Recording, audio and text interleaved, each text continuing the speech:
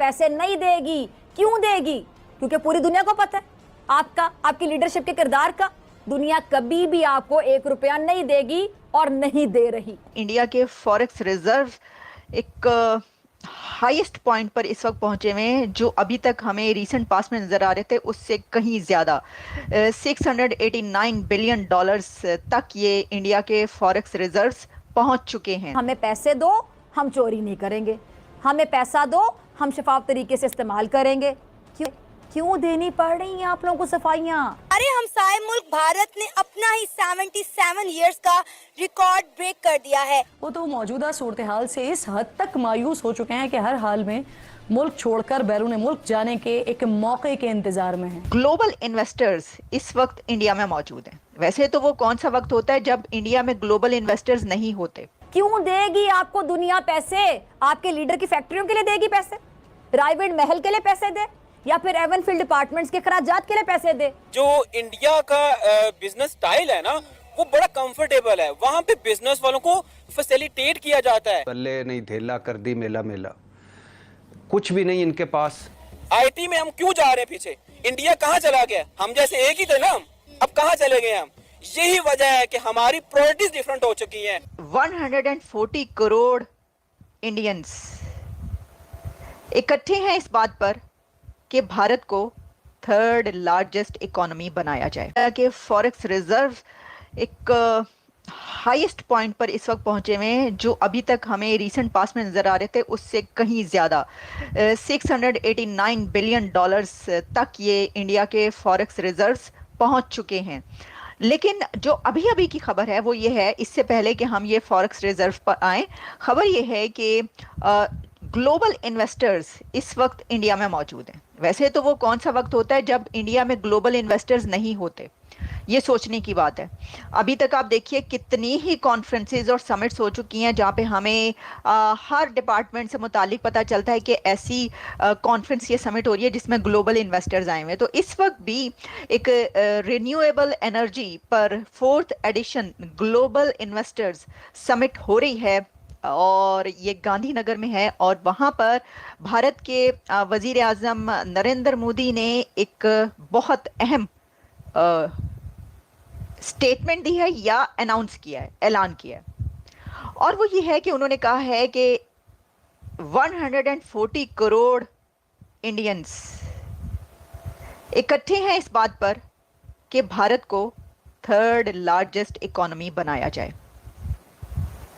देखें, ये तो अभी तक चलता रहा था ना, ऐसा नहीं है कि ये बात पहले नहीं की जा रही थी। मोहित सूरी कह रही हैं 12 मिनट्स लेट, मैं 12 मिनट लेट हूँ। मैं 12 मिनट किससे लेट हूँ? क्या मैंने कोई ये टाइम दे रखा था उससे मैं लेट हो गई थोड़ी? तो मैं माजरत चाहती हूँ। लेकिन आप सबका बहुत शुक्रिया, प्रोग्राम देख रहे हैं। तो प्राइम मिनिस्टर नरेंद्र मोदी ने इनॉग्रेट किया 4th global renewable energy investors meet re invest meet 2024 in Gujarat. और उसके अंदर उन्होंने कहा कि in 21st century India is the best bet in 21st century. तो इससे पहले जब सेमीकंडक्टर्स का हब बनाने की बात की थी इंडिया को, उस वक्त भी उन्होंने ये कहा था कि दुनिया में इस वक्त जो the best bet in 21st century is India. उस वक्त भी उन्होंने ये बात की थी, अभी भी वो ये बात कर रहे हैं। India is the best bet in 21st century.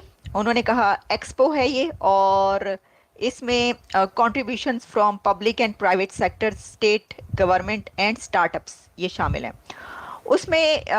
फिर उन्होंने ये, वो तो बहरहाल जो उन्होंने इंटरनल जो भी इस वक्त इन्वेस्टमेंट सब हो रही हैं उसके पर बात की। लेकिन हम इस वक्त बात ये कर रहे हैं कि देखिए, ये बात सही है कि भारत इस वक्त जहाँ पर पहुँच चुका है, और रिन्यूएबल एनर्जी हो, सेमीकंडक्टर्स हो, या इस तरह की कोई भी टेक्नोलॉजी हो, उसके ऊपर जब बात की जाती है तो वो यही बात है कि जो इंडिया है वो इस वक्त उस जगह पर है कि जहाँ पे 21st सेंचुरी में जो है ये कहा जा रहा है कि जो मईशत, जो इकोनॉमी सबसे तेज़ी से तरक्की कर रही है वो भारत की है। अब उन्होंने जो ये बात की कि 140 crore Indians are together to make this country third largest economy in the world. ये बड़ी बात है। अच्छा, पहले तो देखिए यही बात होती थी ना कि हुकूमत बनाएगी, ये हुकूमत बनाएगी, मोदी की हुकूमत बनाएगी, मोदी बनाएगा। वो कह रहे हैं 140 मिलियन इंडियंस बनाएंगे, 140 करोड़ इंडियन बनाएंगे, वो ये कह रहे हैं।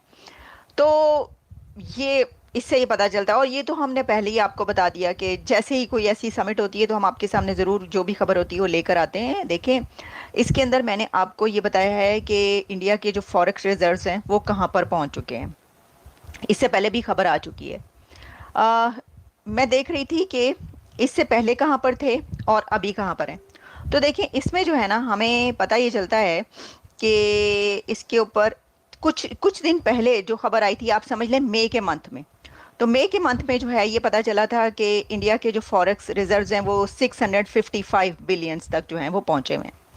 अच्छा, उसके बाद हमने कहा भी बहुत हो गए, बड़े ज़बरदस्त हैं। लेकिन अभी जो कुछ दिन पहले, यानी कुछ दिन पहले नहीं, आप समझ लें 1 से 2 दिन पहले, एक बड़ी खबर जो है वो ये आई है कि इंडिया के फॉरेक्स रिजर्व्स जो हैं इस वक्त 689 बिलियंस डॉलर्स पर पहुंच चुके अरे हैं। हमसाए मुल्क भारत ने अपना ही 77 इयर्स का रिकॉर्ड ब्रेक कर दिया है। इंडिया के फॉरेक्स रिजर्व्स 690 बिलियन डॉलर पे पहुंच चुके हैं। और अगर हम बात करें पाकिस्तान की, तो पाकिस्तान 7 बिलियन डॉलर के लिए आईएमएफ के तरले मिन्नतें कर रहा होता है कि भाई हमें डॉलर दे दे वरना पाकिस्तान डिफॉल्ट हो जाएगा। क्या वजह है, दोनों मुल्क एक साथ आजाद हुए। आज हमारा हमसाए मुल्क भारत कहां से कहां पहुंच गया कि उसका कौमी खजाना 690 बिलियन डॉलर पे पहुंच चुका है और पाकिस्तान 7 बिलियन डॉलर के लिए आईएमएफ के तरले मिन्नतें कर रहा है। क्या कहना चाहेंगे सर इस सारे मामले पे आप? देखिए सना, बात यह है कि जो इंडिया का बिजनेस स्टाइल है ना वो बड़ा कंफर्टेबल है। वहाँ पे बिजनेस वालों को फैसिलिटेट किया जाता है। वहाँ पे जो काम करने वाली बड़ी बड़ी इंडिया जो कंपनीज हैं, जैसे किया है, बहुत सारी और इंडस्ट्री है, वहाँ पे उनको तंग नहीं किया जाता, वहाँ पे उनको रिश्वत नहीं ली जाती, वहाँ पे करप्शन नहीं है, वहाँ पे वो फैसिलिटेट करते हैं। हमारे मुल्क में क्या है, थोड़ा सा कोई काम करता है तमाम सरकारी अदारे उसके पीछे पड़ जाते हैं।